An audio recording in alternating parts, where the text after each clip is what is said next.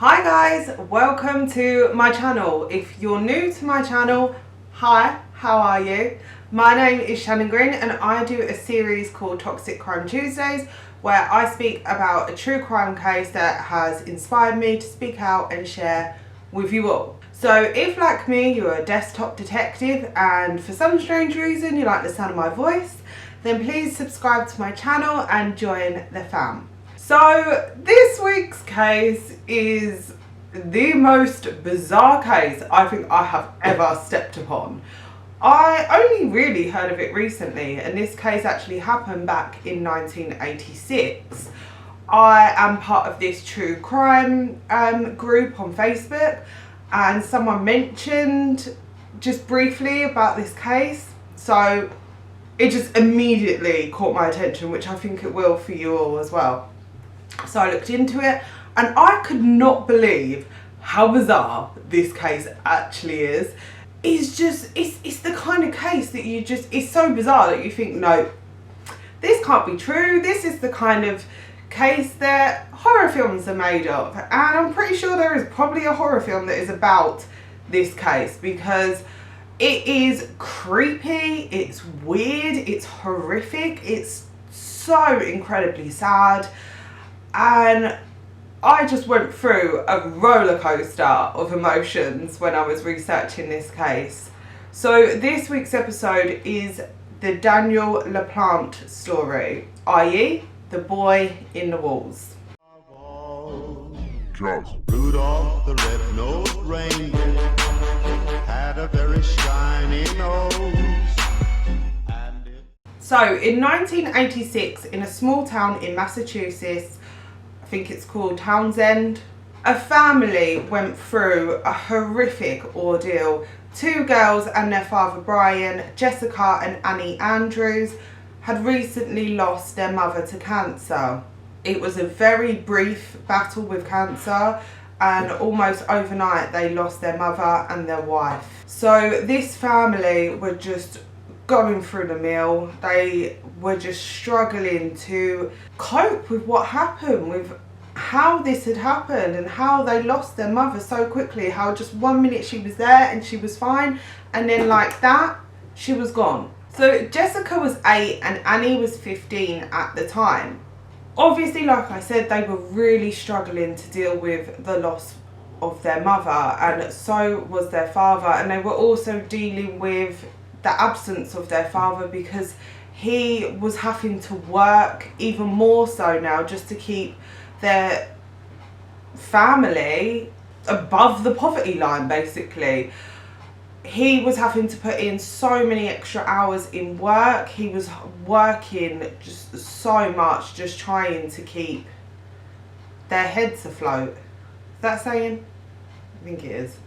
So yeah, to make ends meet, basically. That's what he was doing. So not only were Jessica and Annie dealing with the loss of their mother, they didn't even have their father around as much to lean on him and to, you know, for comfort and reassurance. So they basically just had each other. And on one evening, they decided to get, I don't know if they just had one laying around. It seems like everyone did at this time, but they decided to get their Ouija board out. And I think they were just missing their mother so much, and they just wanted to be able to find a way to communicate with her. So one evening they went down into their basement, which is just, why would you go in your basement? So they went into their basement and they got their Ouija board out and tried to communicate with their mother.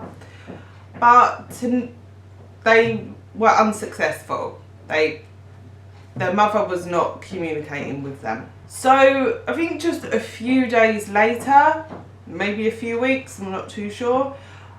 So yeah, we'll go with a few weeks later, Annie and Jessica started experiencing some weird goings on in the house. Things started moving, just weird stuff. They would hear noises when no one in the house other than them were there. They would hear a lot of tapping and banging on the walls, and they just thought that it was their mother trying to communicate with them. And the tapping just become more and more frequent. So they would ask their mother questions and say like, Mum, is it you? Tap once if it's you. So then there would be one tap. So they were so happy and so excited, and they thought, yay, like we're communicating with our mum. So they were really happy about this, and they tried to keep it a secret from their father because he was struggling with the loss of his wife. And I think a lot of people are skeptics. I am as well. I believe in ghosts and paranormal activity, but I've never myself experienced it, so I'm still kind of on the fence. I do believe that people have experienced paranormal activity, but just because I've never experienced it myself, I'm just like, I don't understand. I think you can never fully understand something unless you've gone through it. So yeah, I'm one of those. But I think their father just point blank just didn't believe in ghosts or any kind of paranormal activity. So they tried to keep it a secret from him. The tapping begins to become a lot more frequent. Anytime the girls would go to sleep, the banging would just get worse and worse, and it got to the point where the girls just weren't sleeping because whatever this was, it was trying to get the girls' attention, and it seemed to want their attention 24/7. And then things started moving around the house a lot more often. The girls would leave a room and they'd come back in the room and something would be missing, or something would have been moved, like a shoe would have been on the floor and then suddenly it'd be like on the bed, and they would know that no one else had been in that room. So the girls started to get quite scared and pretty freaked out by this, which I absolutely would as well. I would be petrified. So the girls confided in their dad once it all just got a bit too much and a bit too scary and confusing for them. So they went to their father and told them about what had been going on, told them about the Ouija board, and they felt like they had summoned their mum. And she was kind of like messing with them in a way. Which just brings me to like, if I was a ghost, I think I would completely mess with people. Like, I don't know, put in the comments below, like if you were a ghost, would you be one of those arsehole ghosts where you would just like randomly put things around and, you know, like knock right behind them or like whisper in their ear and just do like really weird things just to mess with that person, just to make them think, oh god, that sounds so horrible, but just to make them think that they were going like a little bit mad. I think I would so do that. I don't know, I guess it'd depend on how I died as well. Like if I guess if I just kind of died, not peaceful, but I don't know, if it wasn't like a horrific death, which all deaths are horrific, but you know, like if it was fairly, if I was just ill and just died rather than being like brutally hacked to death.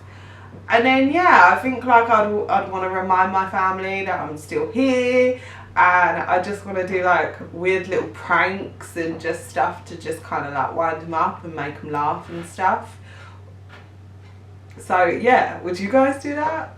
Or would you just like do nice things like run them a bath? I don't know. I don't know if ghosts can do that. Maybe they can, maybe they can't. I have no idea. So yeah, let me know what you guys would do. So anyways, back to the story. Their dad was quite angry by this revelation. And like I said, I think he was very against the possibility of ghosts. And he just kind of thought the girls were just struggling with the death of their mother. So they were just, I don't know, making things up or just messing about. Maybe it was them, maybe it was a cry for attention. So he reminded the girls that if this continued, then he would ensure that they go and speak to a therapist, which I think is probably a good idea, because obviously one of them was 8, the other was 15, so, and they just lost their mum. So I think therapy probably would have been a good idea. But I guess he kind of used it as a bit of a threat. So after confiding in their dad, if anything happened any further with this ghost, then they were going to basically keep it a secret from their father, as they knew that he didn't believe them. So yeah, they just decided to keep it a secret and just keep it to themselves and just discuss it amongst themselves. But the activity just got more and more severe, and the banging was no longer coming from the walls now. It was coming from the floor. And the girls were, you know, they were struggling to sleep. They were very much going insane. And God, I don't know what I would do.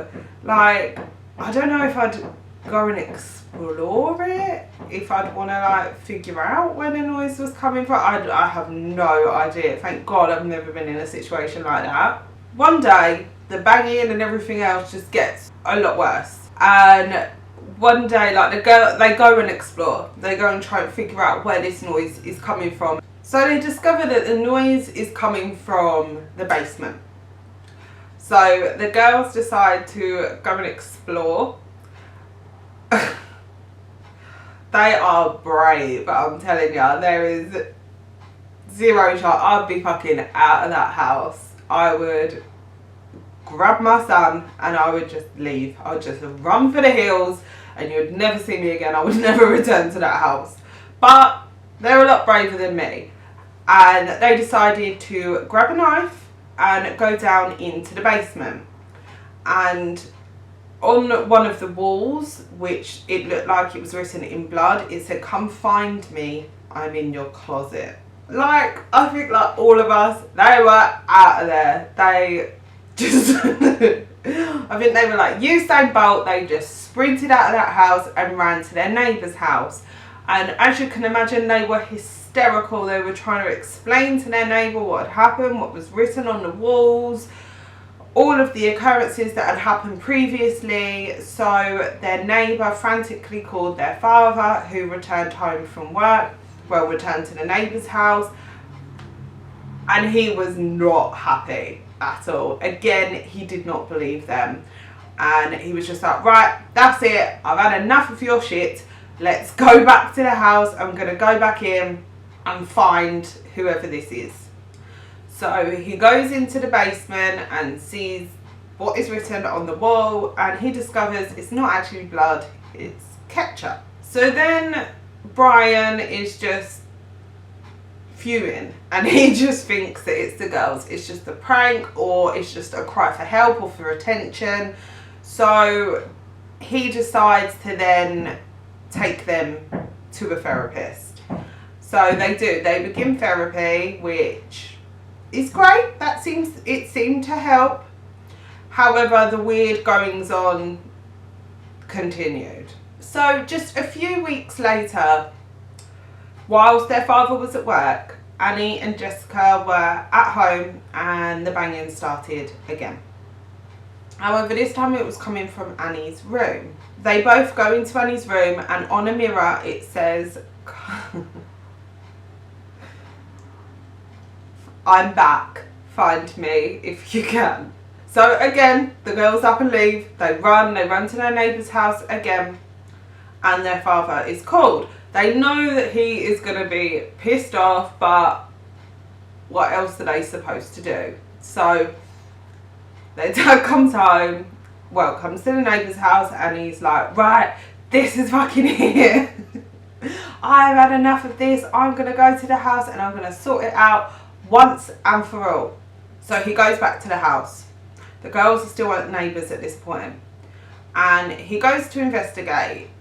But this time he notices a lot of weird things have happened in the house. The house is ransacked. Like, it is an absolute state. Everything is just everywhere. Furniture, everything is just, the whole house is just basically upside down. And the TV was left on like extremely loud. And Brian, I don't know, I guess in any household, you know your family, you know what kind of things they do, how they do it. So to him, it seemed very odd that the TV was loud, because the girls would not have done that. So he goes and investigates. Brian goes into Annie's room, and I think it's written on a wall, it says the words "marry me," again in ketchup. And then he hears some noise coming from Annie's wardrobe, and he goes in and he finds 17-year-old Daniel Laplante holding a hatchet and staring him dead in the eye. So I've heard conflicting information on this. Apparently he was wearing a blonde wig and his wife's, I'm not sure if it was a wedding dress or just a white dress, but a lot say that didn't happen, so I'm just throwing it in there because it's kind of funny and kind of creepy as well. But nonetheless, even if that didn't happen, it's still weird. So he tries to catch him, and Danny like sprints off and and leaves the house. So Brian calls the police, and they come pretty promptly and they investigate, and they find some weird stuff. In Annie's room there are coins glued to the ceiling, which is just super bizarre. But they can't find Danny anywhere. So they basically say to Brian, like, look, why don't you just leave for a few weeks? Why don't you just go and stay with relatives or something? And hopefully the intruder will just get bored and that'll be it. So that's what they do. Brian takes Annie and Jessica and they go and stay with relatives for a few weeks. And then it gets to the point where Brian's a bit like, look, I'm not being driven out of my own home. I want to go back there. So I think he returns alone one evening. And whilst Brian is outside, he spots Daniel walking around the house. So then he calls the police again and they go and inspect. And they can't find him anywhere. But one of the police officers, which fair play to him, he just had a hunch that he must have still been there, because they were basically doing 24-hour surveillance around the home anyway. So they were like there like that. So they inspect the house really thoroughly, and behind, I believe it's either a washing machine or a dryer, one of the police officers noticed like a bit of wood that probably shouldn't have been there. So they pull it all out and they go and have a look, and there's like a man-made little crawl space, and that is where Daniel Laplante was. And that's basically how he got through and how he managed to get all through the walls and all down underneath and into the basement. So he is arrested, and because he's obviously still young, he isn't taken to prison, he's taken to juvie. So now we're going to talk a bit about Daniel Laplante. Daniel, he had a tough life. He really did. He had a really tough upbringing. It is alleged that he was sexually abused by 3 different adults in his life, one of them being his own father.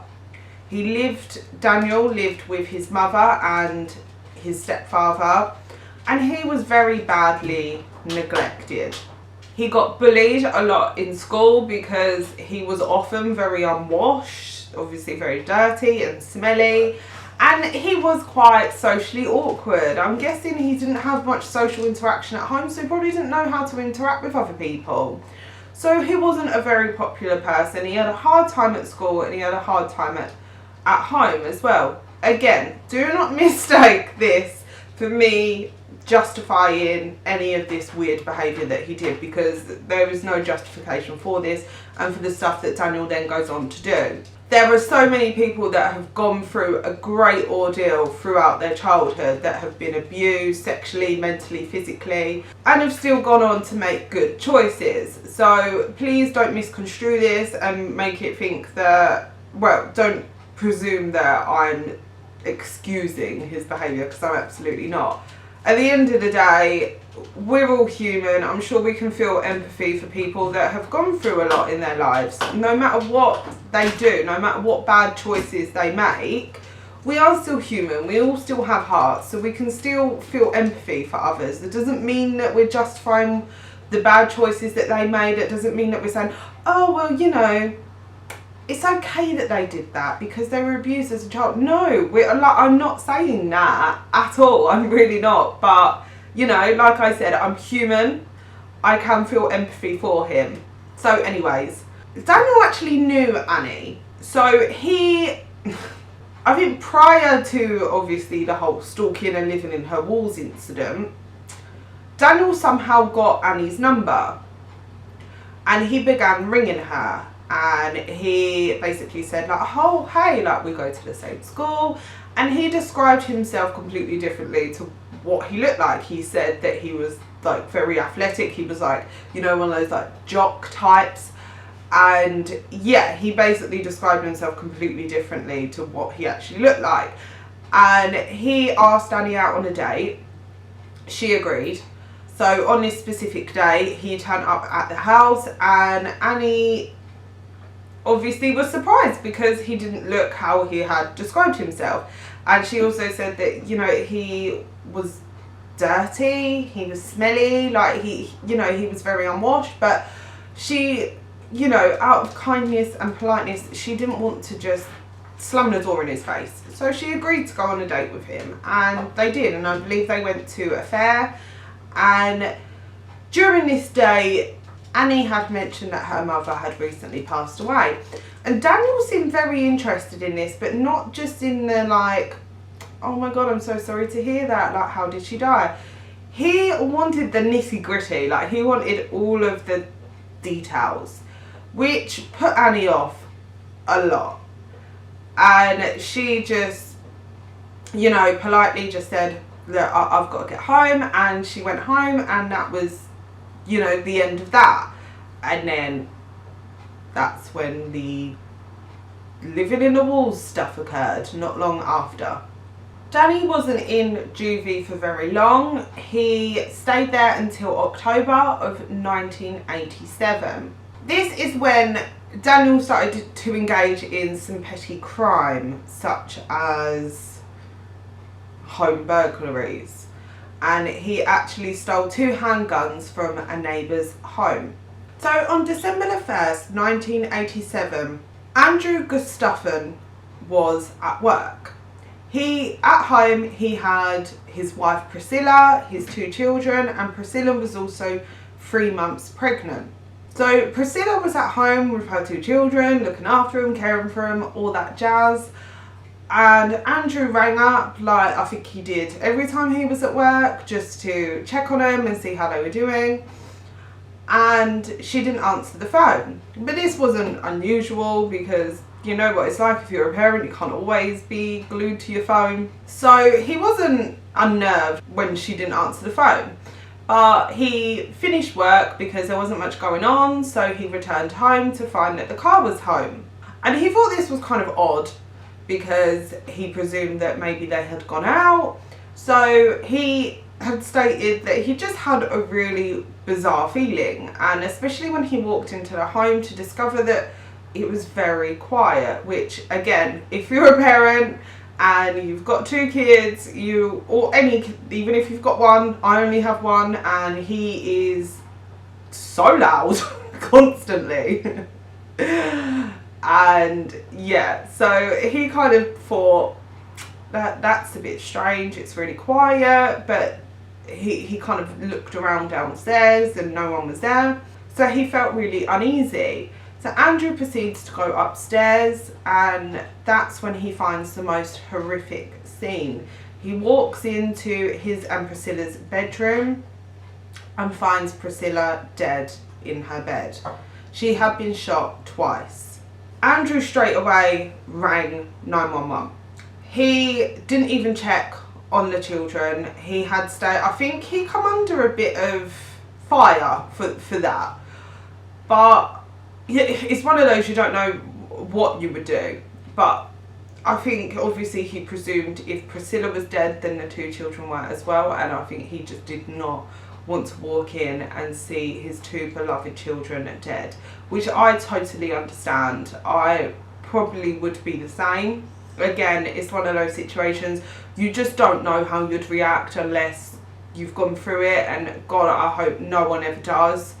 So he rings the police and they turn up straight away. So by this point, police come and investigate the scene, and they discover that the 2 children were drowned in the bath.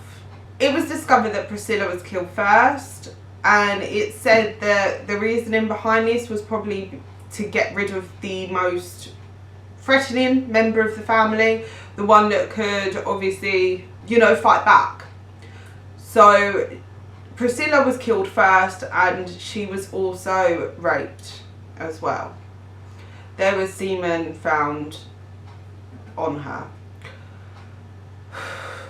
So yeah, I couldn't imagine walking into that kind of scene as a police officer or as a member of that family. It must have been absolutely horrific. There was no one in the house other than obviously police officers, Andrew and his dead family. So police were pretty stumped. Obviously there wasn't much DNA. Well, DNA testing and everything else wasn't as advanced as what it is today. So they were pretty stumped. So after investigating, police kind of had a feeling that it could potentially have been Daniel. I don't know because obviously he had previously never done anything like this before, but he had, you know, stalked the Andrews family and lived in their home. So they went and visited Daniel.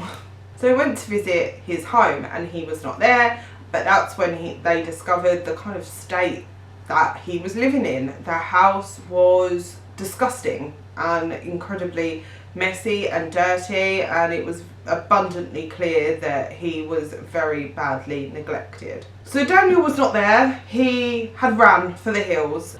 So a massive manhunt was launched to look for Daniel. They knew that he was dangerous. They knew that he was armed, because obviously the previous burglary with him having 2 handguns. So they knew that he was very dangerous and could potentially kill again. So whilst Daniel was on the run, he had actually stopped a woman that was in her car at gunpoint and had sexually abused her. This woman managed to get away, and luckily she was left, well, somewhat unharmed. She wasn't killed. Daniel shortly afterwards was caught hiding in a dustbin. Once that woman had gotten away, she had called the police, and luckily Daniel was not very far away. He was hiding in a dustbin. So Daniel was arrested and brought in for questioning, and that's when the police discovered that Daniel actually had a gun hidden in his crotch. So it was lucky that they caught Daniel when he did. Sadly, they obviously couldn't have caught him before he killed this family. But luckily they caught him when they did, because he very clearly could have killed again. So Daniel was then sentenced to 3 life sentences. Daniel has tried for parole so many times. Luckily, every single time they have been declined. Daniel has also, he released a statement which said that, well, where he said that he was so sorry and completely remorseful for the crimes that he had committed. However, the psychiatrist that had evaluated Daniel stated that that was a complete lie, that he had absolutely 0 remorse for any of the crimes that he had committed. So that is it for this case. I told you, I warned you, it was an absolutely insane case. Just when you think it's at its most weird and most bizarre, it got worse. And that's generally what happens with a lot of criminals, sadly. They progress and just go up a level each time. That's normally how rapists and serial killers tend to start off. They generally start off with petty sort of crimes, and it just keeps going up and getting more horrific as they go on, because they need to satisfy their urges. I guess their urges kind of become stronger, and so their crimes end up becoming more horrific. So yeah, generally with like serial killers and rapists, it will start off as burglaries, stealing purses and wallets and breaking into people's homes, flashing, all those kind of things, and then it just keeps just going up and up. And it's kind of in a way which please don't misconstrue this, and please don't think that I am in any way comparing drug addicts to murderers, because I'm absolutely not. I'm just trying to find a different analogy. So it's kind of like with drug addicts that end up being addicted to heroin, they generally, drug addicts don't just go straight to heroin. So it will start off as quite low-key drugs, like class C and drugs, and it will just go up and up, because it's like when you have your first high or your first buzz, you're constantly chasing that. That's where the phrase chasing the dragon comes from, because there will never ever be a buzz or a high quite like your first one. So the first time you have your first joint, or I don't know, your first pill or line, you know, that kind of buzz is probably the most intense, because you've never experienced anything like that before.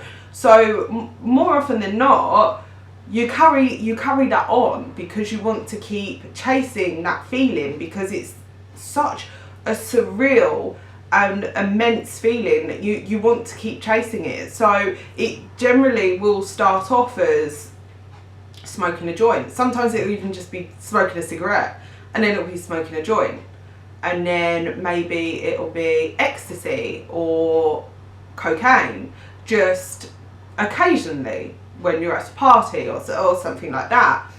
But then because you're chasing that feeling, because you're enjoying it so much so that you start to get addicted to how that makes you feel, and then the next day you have that crashing feeling where you just feel absolutely awful. But obviously that's the effects of the drugs, but you don't think that at the time. So then you carry on with those drugs, but then they're not giving you that feeling, so then you try a more intense drug, and that gives you a great feeling, but then that starts to wear off, so then you try a more intense drug, and then it ends up being probably the most intense drug, which is, I'm guessing, heroin and crack, crystal meth, you know, those kind of drugs that I don't know, but I'm just guessing. So that, you know, that's kind of how that ends up starting. It's not like people just go out and they're like, do you know what, I've never had drugs before, so I'm going to try heroin today. That's not how it starts. And it's kind of similar in a way to how these criminals start off, because they start off with petty crimes, and then they get the thrill from that, and then they carry it on for a while, and then they're not getting that thrill anymore, so they think they need to turn it up a gear. So then they start doing engaging in a more intense crime, and then they get the thrill from that, and then that wears off, and then it goes up and up. So that's just my personal opinion. That's kind of how I define it as. Again, please don't misconstrue what I'm saying and think that I am in any way, because like I hate the negativity that is associated with drug addicts. I've seen drug addicts, I've known them, and well, I've known someone that's been addicted to drugs, and it is a horrific thing to experience and to see in a person. And especially when you see it with homeless people as well, when someone's like, oh, you know, they're just on the streets because they were addicted to drugs. You don't know their story. You don't know the reason as to why they ended up on drugs, like even if they did. But you can't just assume that every homeless person is or was a drug addict. And even if they are, so what? Maybe just think about the reasoning behind why they ended up getting addicted to drugs, because there are so many reasonings behind it. Sometimes people turn to drugs because they're trying to find a coping mechanism that they couldn't find before. They don't know how to cope with whatever they're going through, whether it was abuse, loss, mental health, and maybe they were in a social circle where that's you know, the kind of thing that people were using to cope with their feelings. So it kind of ends up as a spiraling effect, and then it's offered and you're like, oh yeah, okay, and then you love that feeling and it does make you feel better for a short period of time, but then, like I said, you get addicted to that feeling and you're constantly chasing it. And yeah, I just hate that kind of discrimination and negativity that's always attached to drug addicts. I'm sorry, I've just gone on a tangent there. I just didn't want anyone to think that I was speaking negatively about drug addicts. It was just a kind of analogy that I was using just to get my point across a little bit further. But anyways, so that is it for this week's case. I hope you enjoyed it as much as you can enjoy a case that is that horrific. It was an absolutely bizarre one. Please let me know what you guys think. If you've ever even heard of that case, like I said, it's only one that I've kind of come across quite recently. So, and there isn't a lot of coverage on it on YouTube as well. So it was kind of good to do one that not many people have spoken about. So hopefully you haven't heard of it and now you have. So thank you so much for watching. Also a big thank you to my recent subscribers. You guys have helped me reach 300 subscribers, which is just insane. It may seem such a minuscule number to a lot of YouTubers. To me, it's not. It's absolutely huge. Like I said, obviously, with any YouTuber, you know, your ultimate goal is to reach 1,000 because then you are monetized. But as much as obviously I want to do that so I can start making money off of it, which is great, I just enjoy doing this so much that, you know, sometimes the money aspect of it doesn't really matter too much. And it's just cool that like 300 people actually watch my videos and enjoy it. So yeah, thank you so much to all of you. Not even just my new subscribers, like all of you, every single one of you. You have helped me reach this goal. And it's just amazing. And I love that you guys actually watch my stuff. You consume it. You seem to enjoy it. I love that you interact with me. You message me. You comment on my stuff. I just think that's awesome. So it's hard to get my gratitude across. I'm not very good with with expressing my feelings. So yeah, don't misconstrue that for me not being appreciative, because I am more than you will ever know. Anyways, I'm going to stop rambling, and when this goes up it will just be a few days before Christmas.